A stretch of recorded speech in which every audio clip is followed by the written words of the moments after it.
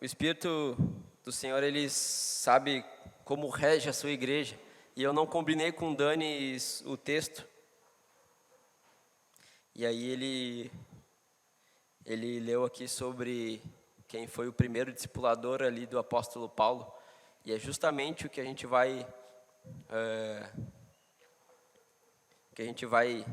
aprender hoje, o que a gente vai estudar hoje e ministrar sobre a vida da igreja.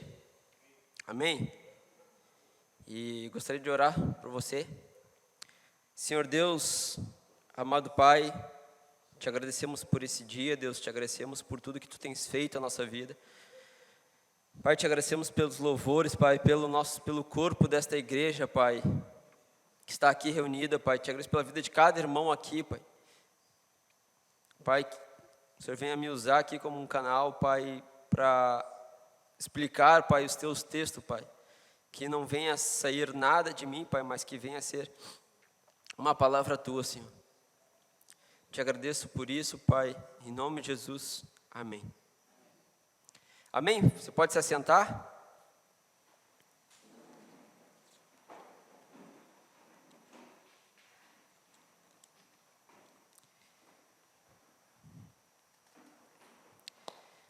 Irmãos,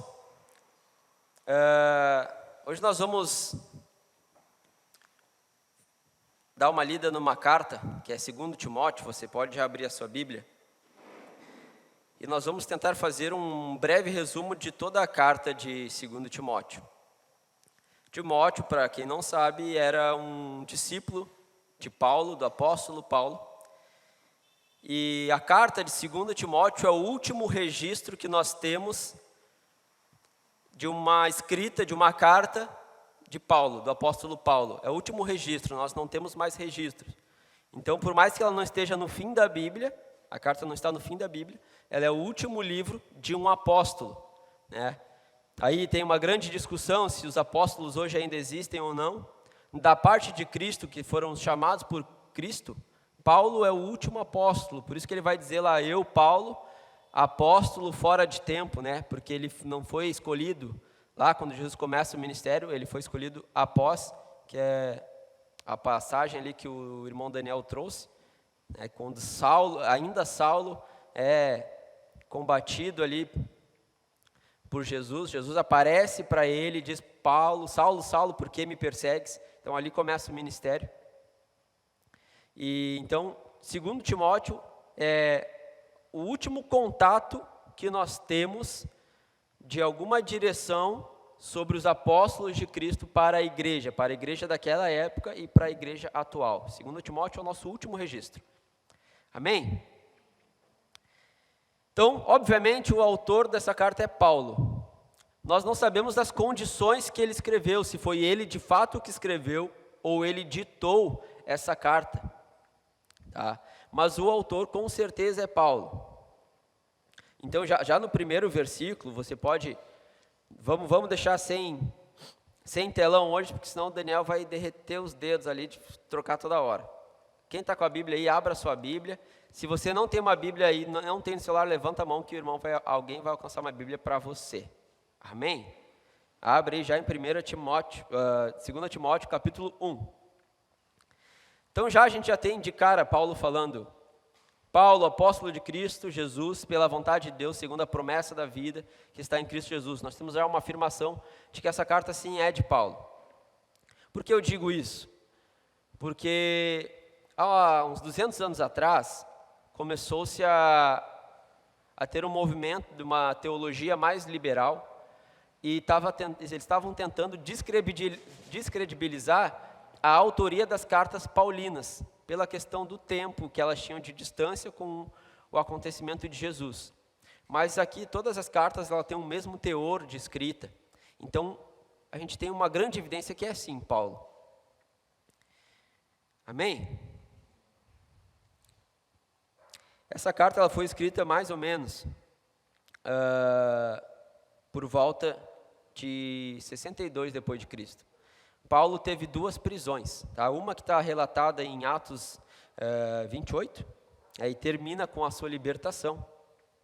Após isso ele segue nas suas viagens missionárias, segue pregando o evangelho, abrindo igrejas, e depois de um tempo ele torna a ser preso novamente. Então, esse período ocorreu, a segunda carta, ela ocorre, nós não temos exatidão, mas ela deve ocorrer entre o livro de Tito e 1 Timóteo. Então, a data, a procedência e o destinatário. O destinatário era Timóteo e a igreja. E a gente tem que chamar a atenção aqui que o que Paulo vai falar ali no primeiro capítulo? Ele vai dizer assim, ele vai fortalecer, ele afirma a sua fé em Cristo e no reino vindouro. Por que eu quero dizer isso? Aí vamos voltar um pouco no tempo. Eu vou fazer uma pergunta para vocês. Quem já leu 2 Timóteo, ou o 1 e 2 Timóteo inteiro? Amém. Então, ficou sério hoje. Então tá, vamos fazer um breve resumo. Timóteo era um jovem pastor que Paulo impôs as mãos para o dom do ministério. E quem era Paulo agora?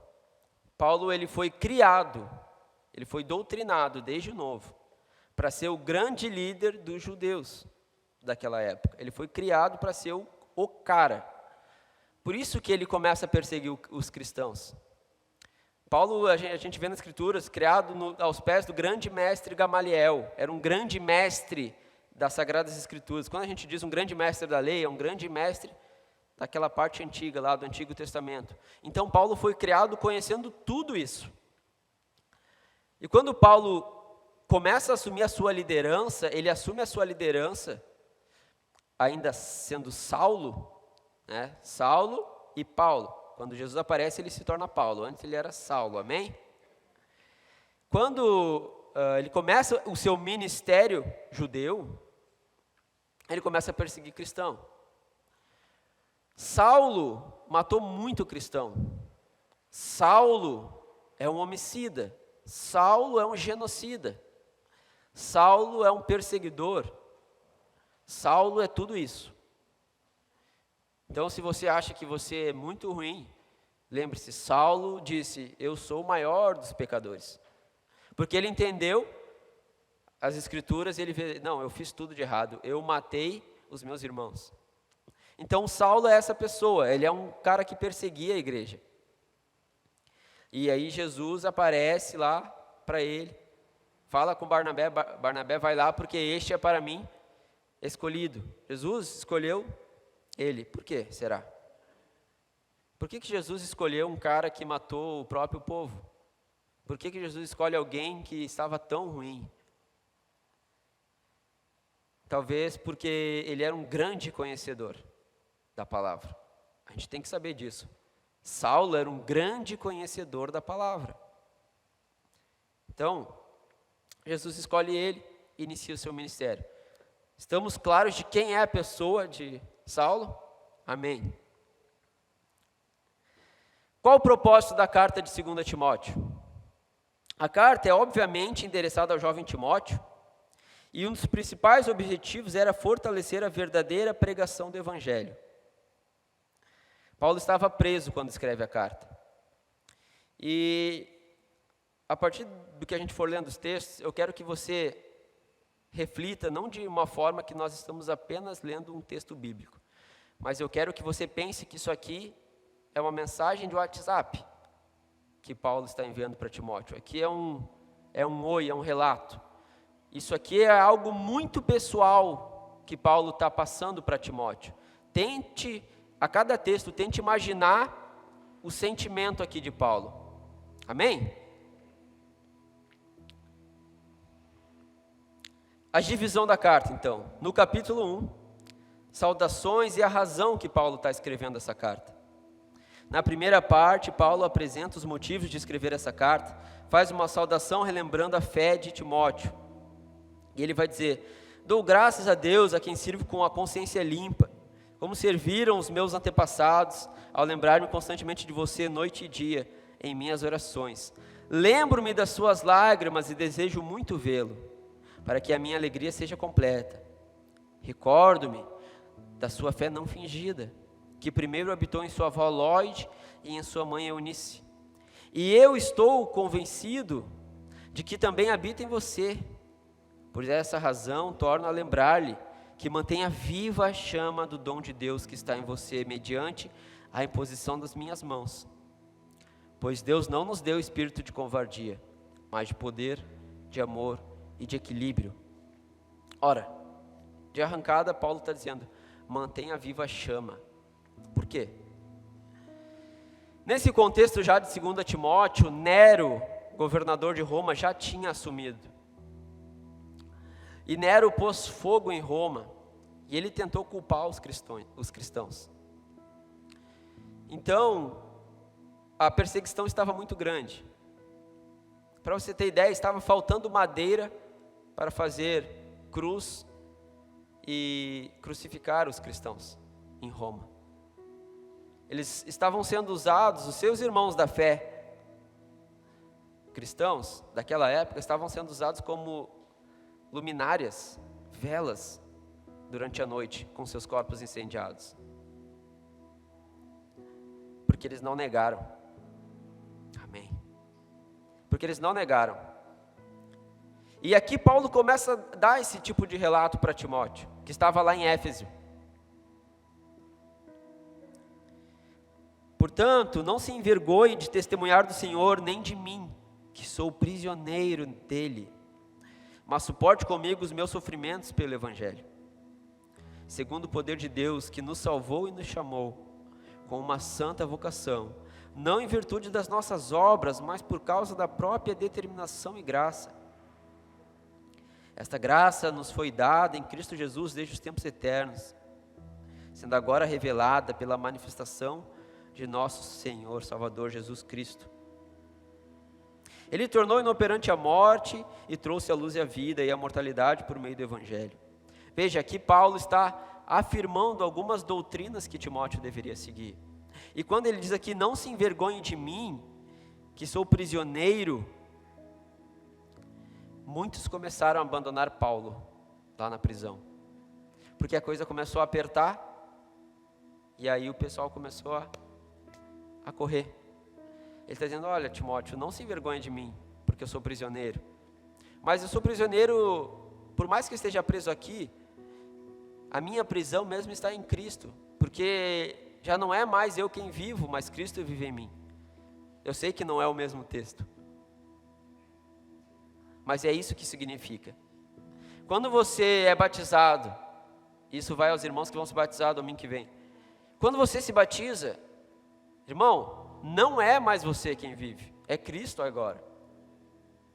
Da mesma forma que já não há mais nenhuma condenação para aquele que está em Cristo, não é mais você quem vive, agora é Cristo que vive em você. Toda a condenação, todo o pecado, e agora é Cristo. Então não se envergonhe mais desse Evangelho.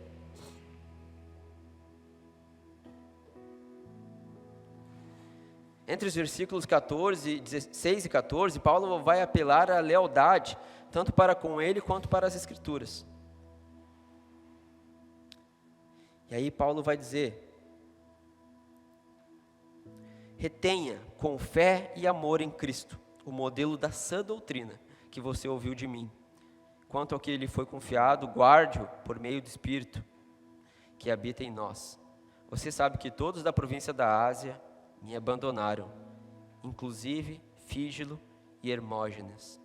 O Senhor conceda misericórdia à casa de Onésimo, porque muitas vezes ele me reanimou e não se envergonhou por eu estar preso. Ao contrário, quando chegou a Roma, procurou-me diligentemente até me encontrar. Conceda-lhe o Senhor que, naquele dia, encontre misericórdia da parte do Senhor. Você sabe muito bem quantos serviços me prestou em Éfeso. Você está entendendo o sentimento que Paulo está passando aqui? Olha, Timóteo, retenha com fé e amor em Cristo a sã doutrina que eu te passei, que os apóstolos escreveram, passaram, e toda a doutrina. Retenha com fé e amor a sã doutrina. E aí nós temos um primeiro baque. Todos da província da Ásia me abandonaram. Aí você pensa, você está velho numa prisão, provavelmente machucado, e todos te abandonaram. Todos te abandonaram. Todos, não tem ninguém. Você, o maior pregador da história do Evangelho, Paulo, criado aos pés de Gamaliel, todos abandonaram. Eu pergunto para você, você está preparado para todos te abandonarem? Porque é isso que o texto está nos dizendo. Você está preparado para chegar certo dia e ver que você está sozinho? Você só tem um amigo distante?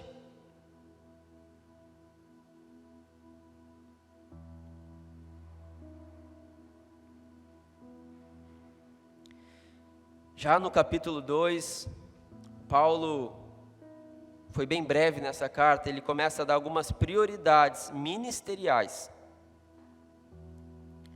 Porque Paulo conhecia Timóteo muito bem. Paulo conhecia Timóteo há mais de 15 anos. Eles tiveram um tempo bom juntos, eles tiveram um discipulado, então Paulo conhecia a personalidade de Timóteo, sabia o que deveria falar, trabalhar no coração de Timóteo. Sabia o que ele deveria dizer, olha Timóteo, cuida disso, cuida daquilo. Então Paulo escreve algumas prioridades que Timóteo deve cumprir.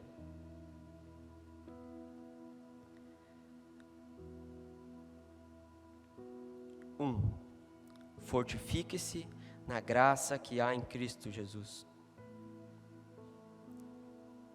E as palavras que me ouviu dizer na presença de muitas testemunhas, confie-as a homens fiéis que sejam também capazes de ensinar os outros. 2 pontos. Fortifique-se na graça, Timóteo. Porque não é pelas tuas obras, Timóteo. Não é o que tu faz, Timóteo. Não é o teu braço.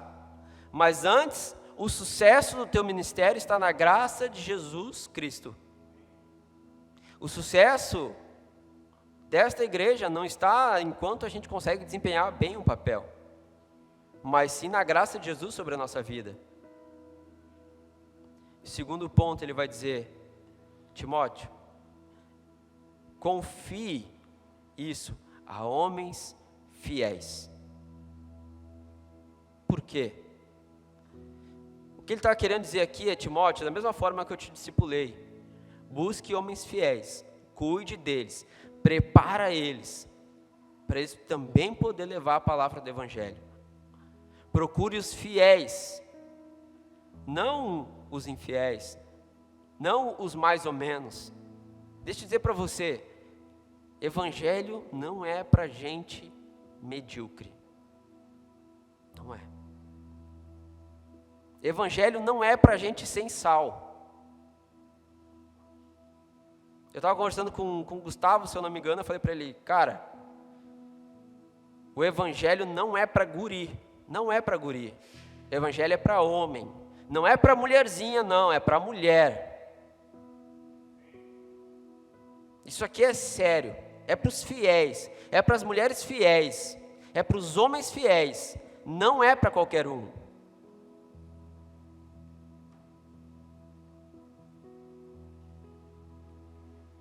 No versículo 8, lembra-se de Jesus Cristo, ressuscitado dos mortos, descendente de Davi, conforme o meu evangelho, pelo qual sofro e até estou preso como criminoso. Contudo, a palavra de Deus não está presa. Por isso, tudo suporto por causa dos eleitos, para que também eles alcancem a salvação que está em Cristo Jesus, com glória eterna. Ei, Timóteo, ei, igreja, lembre-se de Jesus. Jesus ressuscitou. Lembre-se dele, porque ele é poderoso para fazer infinitamente mais tudo aquilo que pedimos ou pensamos. Porque eu estou preso, mas a palavra, ele vai dizer, não, a palavra de Deus não está presa.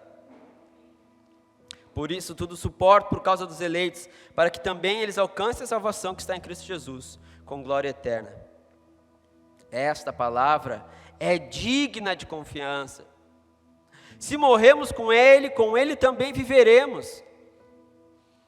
Se perseverarmos, com Ele também reinaremos. Se o negamos, Ele também nos negará. Se somos infiéis, Ele permanece fiel.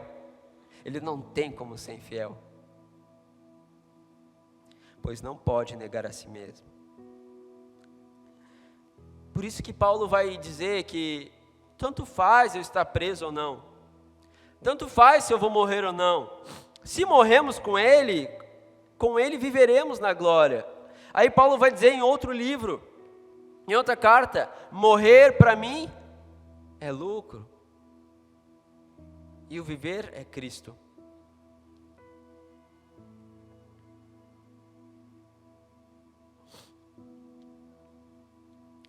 Já no versículo 14, Paulo vai falar para Timóteo: continue a lembrar essas coisas a todos, advertindo-os solenemente diante de Deus, para que não se envolvam em discussões acerca de palavras. Isso não traz proveito e serve apenas para perverter os ouvintes. O que Paulo quer dizer aqui? Ele está advertindo os irmãos para que não haja discussões, mas para que reafirme o que é correto. O que Paulo está dizendo aqui é que não entre em discussões vãs, mas afirme a palavra, a verdade. Procure apresentar-se a Deus aprovado, como obreiro que não tem do que se envergonhar e que maneja corretamente a palavra da verdade. E aí eu faço uma pergunta para vocês. Hoje, nós estamos aprovados por Deus? Você se encontra aprovado por Deus? Você é um obreiro que não tem do que se envergonhar? Você maneja corretamente a palavra da verdade?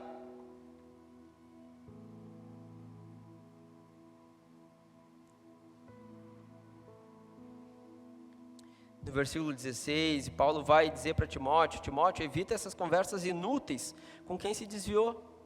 Dá uma olhada ali. Evite as conversas inúteis e profanas, pois os que se dão a isso prosseguem cada vez mais para a impiedade. O ensino deles alastra-se como câncer. Entre eles estão Himeneu e Fileto.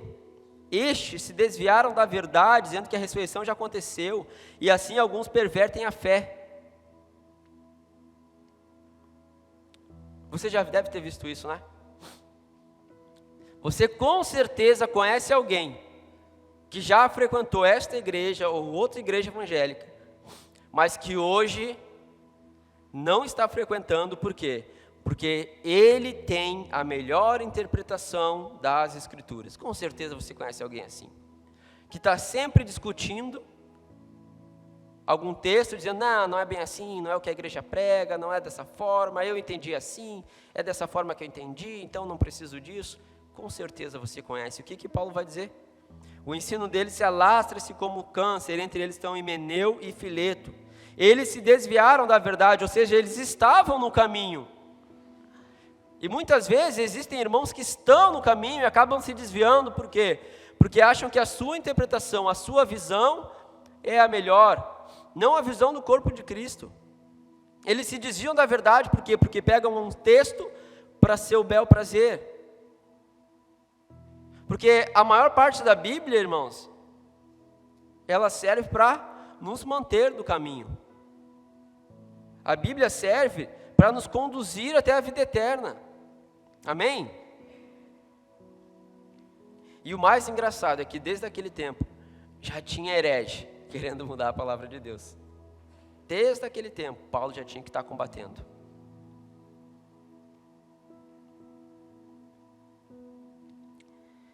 Timóteo, fuja dos desejos malignos da juventude e siga a justiça, a fé e o amor e a paz com aqueles que de coração puro invocam o Senhor.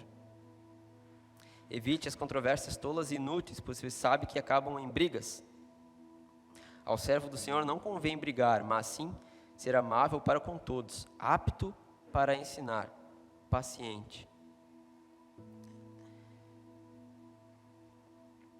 Olha, quem me conhece um pouco melhor sabe que dificilmente, a Tenária deu uma risada ali, dificilmente eu baixo a guarda quando se trata de debater alguma questão bíblica. E esse texto estava falando muito comigo, porque as pessoas querem mudar demais o que está na Bíblia. Mas se a gente for isso, se a gente fizer aquilo. E eu, como jovem, a melhor coisa para um jovem é que ele envelheça rápido, porque ele fica mais sábio. E eu, como um jovem, sempre tenho um grande vigor para debater, para contrapor heresias e pessoas que tentam falar mal da nossa fé. E isso é bom. O problema é quando eu deixo a minha perspicácia, a minha força ser maior do que o necessário para pregar o Evangelho. Você tem que defender o Evangelho. Você tem que estar pronto. Deixa eu dizer para você, se você ainda nunca entrou numa discussão ideológica, abra os olhos, irmão. Se você nunca entrou numa discussão sobre a verdade bíblica, sobre a verdade no mundo, sobre o que é bom, sobre o que é moral e o que é ético, se você nunca entrou no seu ambiente de trabalho, na escola, na faculdade, em qualquer lugar, se você nunca se deparou tendo que defender quem é você, no que você crê, irmão, batismo está sábado aí, domingo, tem batismo domingo. Se você nunca se pegou tendo que defender a sua fé, é porque talvez, ao invés de guardar a fé, você está escondendo ela. Ao invés de a Bíblia diz guarda a palavra, ao invés de guardar a palavra, você está escondendo aquilo que você diz crer. Se você ainda não se afastou de alguns amigos que são a roda dos escarnecedores, cuide, irmão, porque talvez você esteja tão envolvido que você não note mais isso.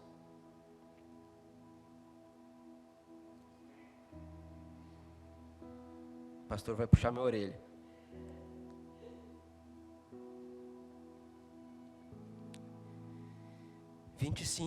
Deve corrigir com mansidão os que lhe opõem, na esperança de que Deus lhe conceda o arrependimento, levando ao conhecimento da verdade, para que assim voltem à sobriedade e escapem da armadilha do diabo, que os aprisionou para fazerem a sua vontade. O meu maior desafio talvez seja corrigir com a mansidão. Corrigir eu sempre tento. Mas o texto está claro, você tem sim que tentar corrigir isso, porque os olhos deles estão vendados. E aí você tem que corrigir e também orar. Senhor, abra os olhos deles, que o teu Espírito se manifeste na vida deles, que eles possam entender quem tu é. E agora no capítulo 3, Paulo vai começar a falar um pouco do que Timóteo teria que ter grande atenção, que era a maldade, a impiedade dos últimos tempos. Talvez esteja esse título aí na sua Bíblia, no capítulo 3. Saiba disto, nos últimos dias sobrevirão tempos terríveis. Os homens serão egoístas, avarentos, presunçosos, arrogantes, blasfemos, desobedientes aos pais, ingratos, ímpios, sem amor pela família, irreconciliáveis, caluniadores, sem domínio próprio, cruéis, inimigos do bem, traidores, precipitados, soberbos, mais amantes dos prazeres do que amigos de Deus, tendo aparência de piedade, mas negando o seu poder. Afasta-se desses também. Paulo listou 19 qualidades dos malfeitores. que apareceria nos últimos tempos. E aqui, para você entender o que seriam os últimos tempos, os últimos tempos desde o nascimento de Jesus até o grande e terrível dia do Senhor. Para você que ficou com dúvida do que significa grande e terrível, eu vou dizer para você: grande se você for salvo, terrível se você não for salvo. Vai ser tudo no mesmo dia. Grande para a igreja, terrível para o mundo caído. Amém? Eu espero que você goste do grande, não do terrível.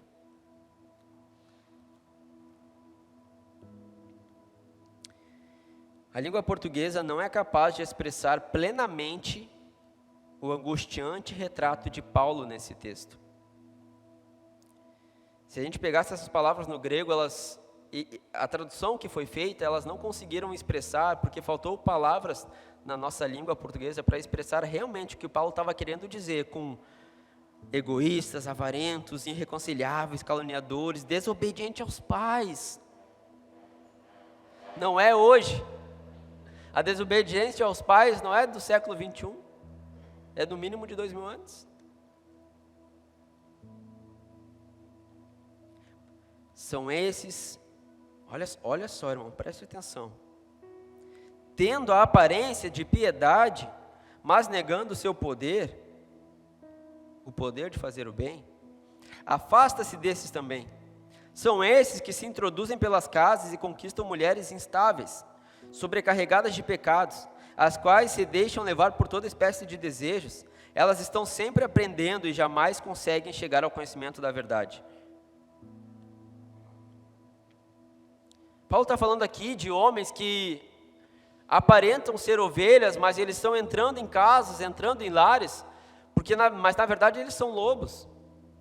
Está falando aqui de pessoas que de certa forma estão pregando o evangelho, estão com uma roupa bonita, mas estão procurando mulheres. Aqui está falando sobre relação. Está procurando algumas mulheres instáveis, que ainda não abriram os olhos. E aí Paulo vai dizer que elas nunca vão conseguir enxergar a verdade, não por causa delas, mas porque aparecem homens que dizem ser servos de Deus, mas estão corrompendo essas mulheres, então elas nunca vão chegar à verdade.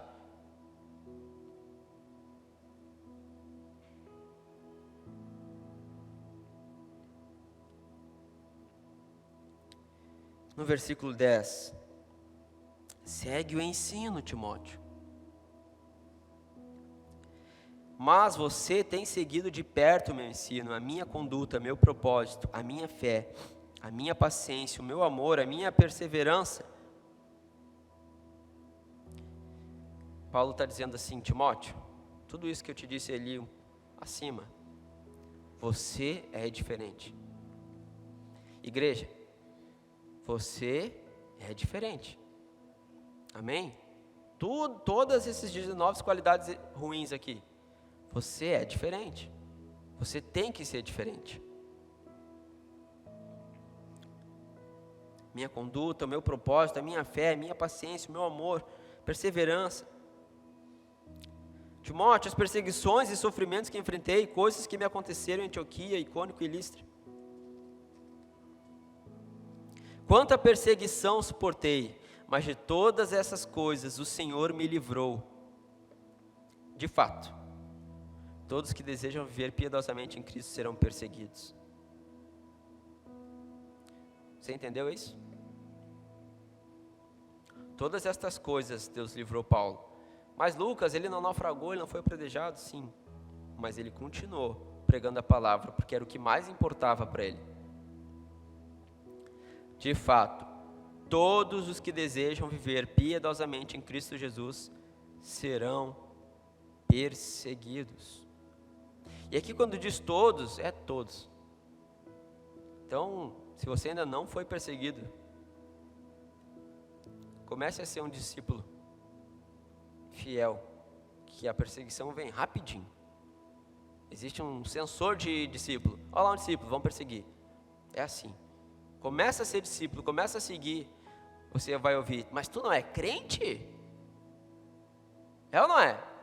Mas tu não é cristão? Não pode fazer isso? Mas tu não é cristão?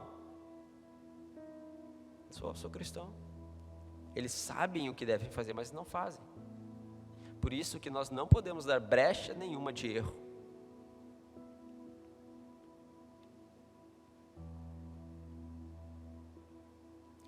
Quanto a você, porém, permaneça nas coisas que aprendeu e das quais tem convicção, pois você sabe de quem o aprendeu. Porque desde criança você conhece as sagradas letras, que são capazes de torná-lo sábio para a salvação mediante a fé em Cristo Jesus. E aí Paulo vai dar um versículo que é a base para a formação do cânon, para a formação da Bíblia, que é: toda escritura é inspirada por Deus e útil para o ensino. Repita comigo: toda. Só um pedaço? Toda.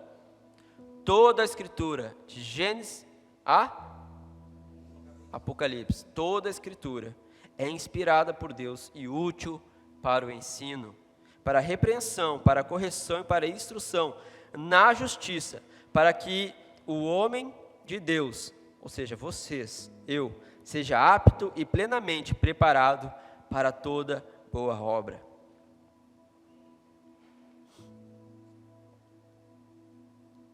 Quem está anotando, anota aí: todos seremos perseguidos. Então, Paulo diz para Timóteo que ele deveria permanecer estudando as Sagradas Escrituras e confiando no que aprendeu.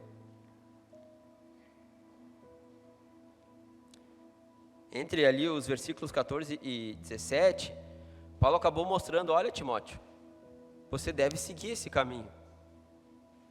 Mas ele não esconde de Timóteo os naufrágios, os sofrimentos, o abandono. Eu também não posso esconder de vocês que as coisas vão piorar.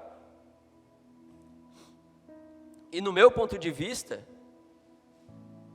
as coisas vão piorar a cada dia mais, muito mais rápido. Elas vão piorar. E Paulo está dizendo: permanece firme naquilo que você aprendeu desde criança. Lê a Bíblia, porque toda a Escritura é útil para ensino. E agora, a gente entra no capítulo 4. O último capítulo, as últimas palavras do maior apóstolo. As últimas palavras que terminam o cânon, se assim dizer. E como nós cremos que a Bíblia é a revelação de Deus, capítulo 4 é o último texto que Deus usou para se revelar. Lembretes finais e saudação. Deixa eu voltar um pouco no contexto. Paulo está preso, abandonado, machucado, escrevendo uma carta, e agora está chegando nas últimas palavras. Eu quero que você preste bem atenção nessa parte. Lembra lá sobre a mensagem de WhatsApp? Como se alguém tivesse te mandado uma mensagem? Não é um livro, aqui é uma carta para um amigo, um filho amado, como se fosse um pai falando, contando o resto dos seus segredos e pensamentos para um filho. É isso que acontece agora.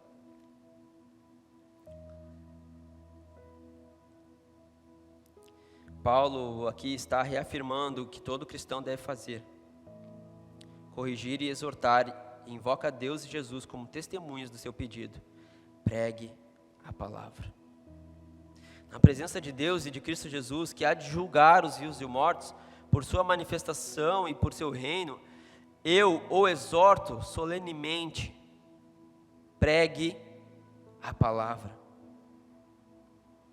Paulo poderia ter dito: toque louvores, faça tal coisa, faça aquilo. Não, ele diz: na presença de Deus e de Jesus Cristo, Timóteo, pregue a palavra. Pregue a palavra. E igreja, pregue a palavra, não tem nenhum segredo. É somente a pregação da palavra.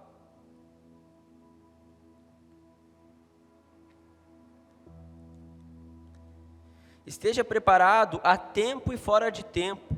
Repreenda, corrija, exorte com toda a paciência e doutrina. O que quer dizer aqui em tempo e fora de tempo? Se amanhã, segunda-feira, você está no seu trabalho, em algum local, e alguém fala assim, tu é cristão? Está com a oportunidade. Pregue a palavra. O que você tem preparado?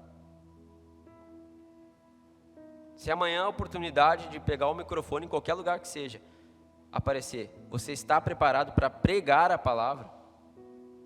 Acredito que amanhã é o dia das voltas às aulas. Você está preparado para pregar a palavra? Porque é isso. É só isso. É pregue a palavra. Amanhã no trabalho, na oportunidade, pregue a palavra. Pois virá o tempo em que não suportarão a sã doutrina. Ao contrário, sentindo coceira nos ouvidos, juntarão mestres para si mesmos, segundo seus próprios desejos. Eles se recusarão a dar ouvidos à verdade, voltando-se para os mitos. Você, porém, seja moderado em tudo, suporte os sofrimentos, faça a obra de um evangelista, cumpra plenamente o seu ministério. Pois virá o tempo. Esse tempo que Paulo está falando é do tempo da pregação do evangelho, ou seja, ainda nos atinge. Não suportarão a sua doutrina. Farão mestres para si. Você com certeza conhece mestres teológicos que têm seus canais de YouTube com milhões de visualizações, que quando vão em igrejas, as igrejas fazem fila, lotam, e muitas vezes esse livro nem é aberto. E eu digo para vocês, eu não consigo pregar sem estar lendo o texto. Vocês notam, eu volto meus olhos, porque se sair disso aqui, irmãos, você deve tapar seus ouvidos. Se sair da leitura do texto, a nossa função como pregador é ler, explicar e aplicar. Ler, explicar e aplicar. Se sair disso, feche seus ouvidos. Se não for a Bíblia, feche seus ouvidos. E nós estamos vendo um grande crescimento de falsas doutrinas, falsos mestres, na igreja do mundo inteiro.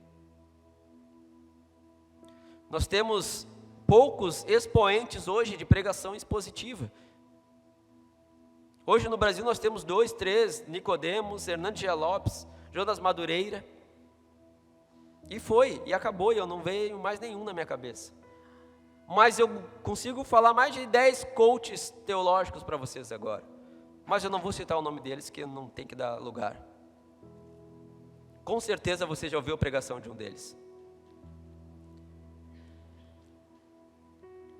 Eles não suportarão a doutrina. Talvez o Paulo da sua vida já foi duro com você. Talvez o Paulo dessa igreja já foi duro com você. Talvez você chegou a balançar por conta dessa doutrina que foi muito forte, muito pesada. Mas não faça mestres para você. Não faça. Porque aí é somente um fim. No terrível dia do Senhor.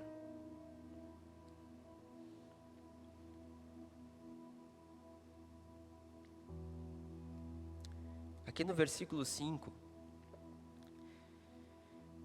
Você, porém, seja moderado. Essa palavra moderado, ela poderia ter sido traduzida como equilibrado, ou até mesmo sóbrio, lúcido. Então, o que Paulo está dizendo? Ei, Timóteo, seja lúcido em tudo. Lúcido, por quê? Porque você é diferente. Você, porém, é um imitador. Igreja, deixa eu dizer para você, você é um imitador de Cristo. Você é diferente. Você tem que ser diferente. Você não é qualquer um. Você é um chamado escolhido por Deus. Você não é qualquer um. Você é diferente. Amém?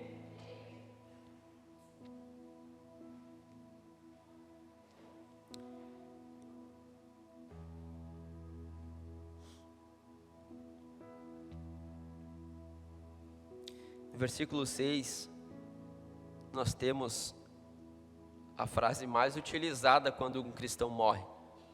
Combati o bom combate, terminei a corrida e guardei a fé. Geralmente, quando um cristão morre, vai na lápide. Combati o bom combate, terminei a corrida, terminei a carreira e guardei a fé.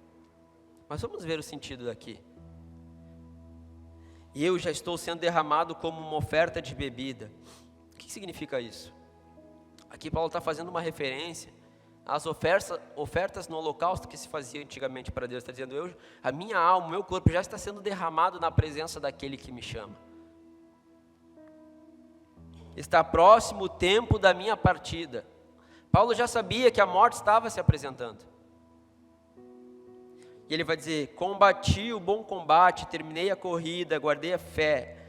Agora me está reservada a coroa da justiça, que o Senhor, justo juiz, me dará naquele dia. E não somente a mim, mas também a todos que me amam e amam a sua vinda.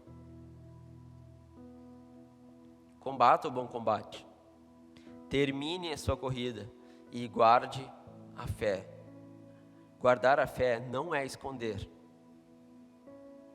Quem está anotando pode anotar. Guardar a fé não é esconder a fé. É diferente. É bem diferente. Não esconda a sua fé. Guarde ela. Tenha posse dela. Entenda ela. Leia. Medite.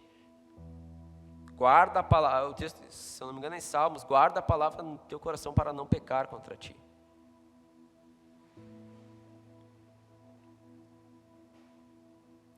Irmão, para todos aqueles que combaterem um bom combate, terminarem a sua corrida e guardar a fé, Paulo vai dizer, e não somente a mim, mas também a todos os que amam a sua vinda. Se você ama a vinda de Jesus e você está aguardando a palavra, a coroa da justiça que o Senhor, o justo juiz, preparou, também vai ter uma para você.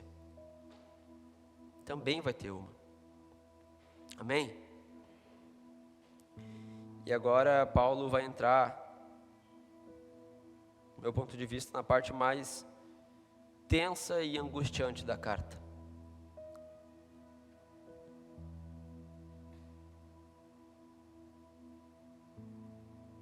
São as suas recomendações finais.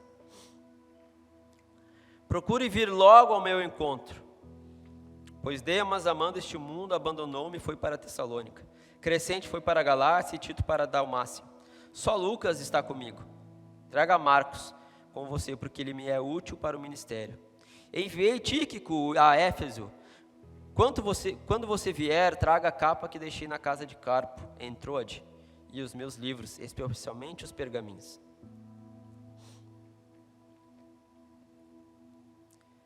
Aí, para pensar. Hoje é muito fácil a gente se deslocar. Não sei, mas talvez o local mais longe do mundo a gente deva levar aí 26 horas para chegar de avião. Acredito que sim. Vamos botar 30. Eu sei que para Minas Gerais de ônibus dá 36. Mas isso era uma carta que estava indo a cavalo ou a camelo.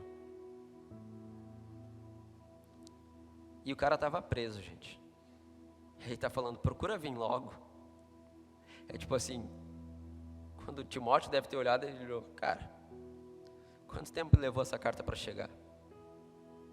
No mínimo, assim, um mês. Procura vir logo, Timóteo. Eu estou precisando de você. Veja, Paulo está abandonado, sozinho. Só está Lucas lá, provavelmente escrevendo as cartas para ele.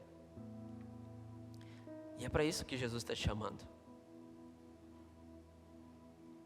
Talvez você vai se encontrar um dia abandonado, sozinho,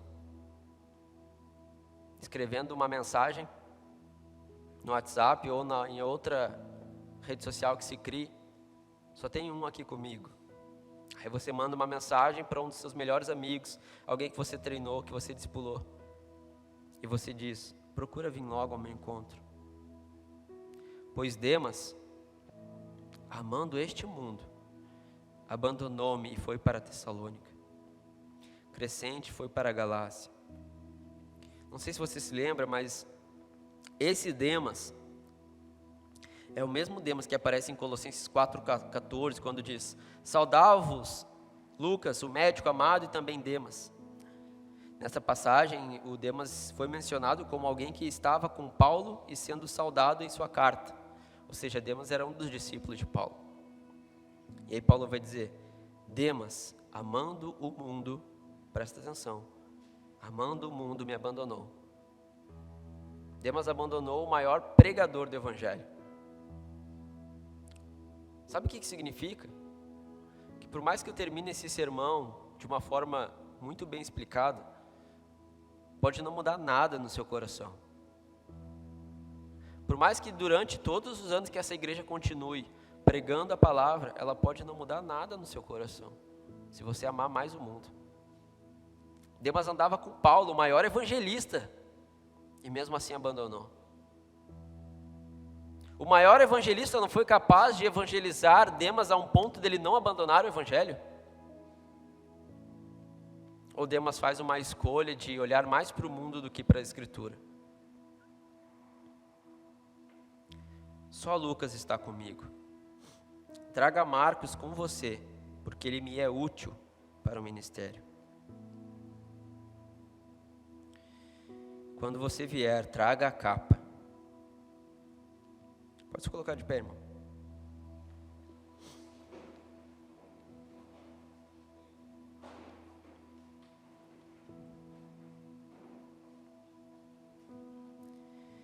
Eu quero perguntar para você: esse evangelho é para você? Depois de tudo que foi falado aqui, claro, a gente correu a carta, mas esse evangelho é para você?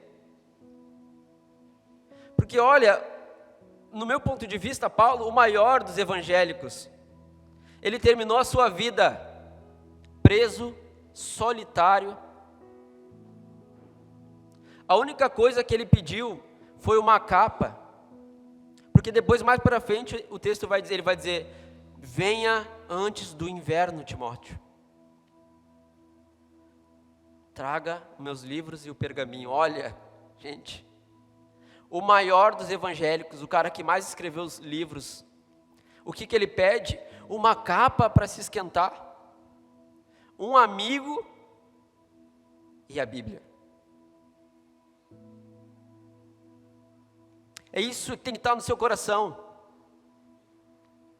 Eu pergunto: esse evangelho é para você? Porque esse evangelho não é para guri, esse evangelho é para o homem.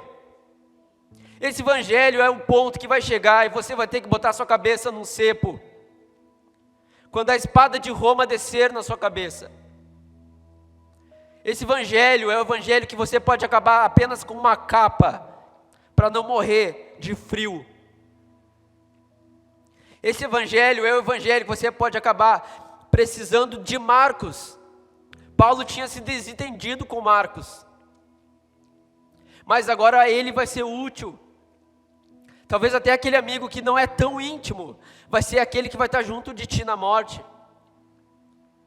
Talvez nos momentos de sofrimento, de angústia, de dor, você vai se parar pensando: eu só preciso agora de uma capa da minha Bíblia e um amigo para conversar comigo.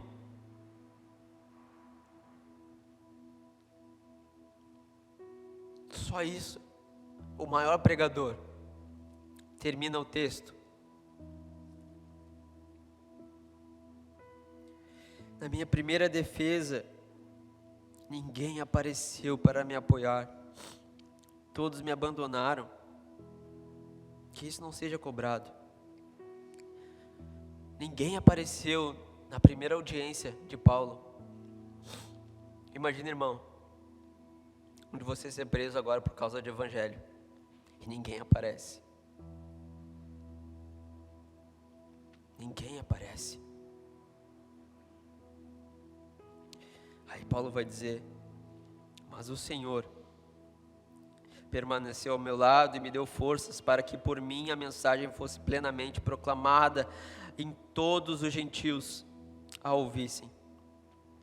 E eu fui libertado da boca do leão, o Senhor me livrará de toda obra maligna e me levará a salvo para o seu reino. Veja, Paulo já não está mais falando da sua morte física, ele está dizendo: o Senhor me libertou para mim pregar o evangelho, mesmo que eu estando preso, eu estou pregando o evangelho. Ele termina a sua carreira guardando a fé, pregando o evangelho, pregando a palavra.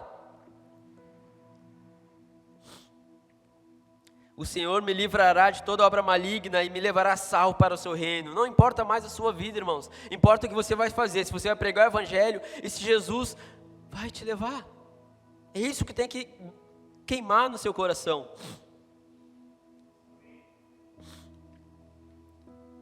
As últimas palavras do apóstolo: saudações a Priscila e Áquila e a casa de Onésiforo. Erasto permaneceu em Corinto, mas deixei Trófimo doente em Mileto. Procure vir antes do inverno. Eúbulo, Prudente, Lino, Cláudia e todos os irmãos enviam saudações.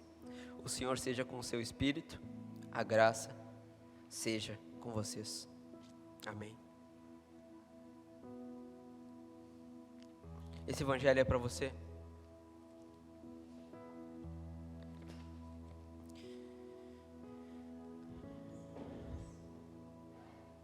Eu tenho que fazer outra pergunta para vocês. A gente não sabe se Timóteo chegou a tempo. A gente não tem esse livro. Não tem essa informação. De tudo isso que vocês ouviram, vocês são Demas ou vocês são Timóteo? Vocês vão abandonar e vão amar o mundo ou vocês são Timóteo, que com certeza recebeu a carta? Não sabemos se conseguiu chegar a tempo com a capa e o livro. Quem é você no evangelho? Hoje o nosso Paulo está viajando. Foi para um seminário. Talvez esse Paulo foi muito duro com alguns de vocês. Inflexível.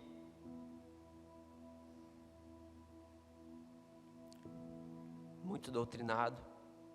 Quer doutrinar você. Quer cuidar de você. Mas a pergunta é: você é Demas ou Timóteo? Às vezes Paulo, por mais que ele tenha se desentendido com Marcos, no fim da vida, ele chama Marcos para perto. Marcos era um novato, um jovem, um sangue muito quente. E às vezes é difícil de lidar com um jovem. Quem você é? Você é Demas ou você é Timóteo? Você é Demas ou você vai ser Timóteo? Irmãos, preguem a palavra. Amém? Eu quero orar por você. Baixe seus olhos, baixe sua cabeça. Só gostaria que você fizesse algum sinal com a mão se essa palavra fez sentido para você. Amém. Senhor Deus, amado Pai, estamos na Tua presença, Jesus, e queremos dizer, Pai, que esse Evangelho é para nós, Pai. Pai, queremos dizer que esse Evangelho sim é para nós, Pai. Nós somos esses homens fiéis, Pai, mulheres fiéis, Pai. Estamos dispostos a levar a Tua palavra, Pai. Não vamos retroceder, Senhor. Nada vai parar esta igreja, Pai, a pregação fiel da Tua Escritura, Senhor. Pai, que nós possamos ser marcos na vida do nosso Paulo.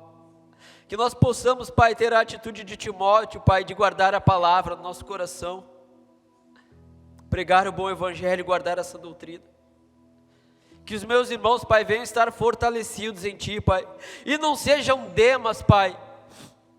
Que eles não amem mais o mundo e Te abandonem, Pai, e abandonem o corpo, Pai. mas que eles venham amar a Ti, Pai, e esta obra, Pai, que não é nossa, mas é Tua, Pai. Esta obra é santa, Pai.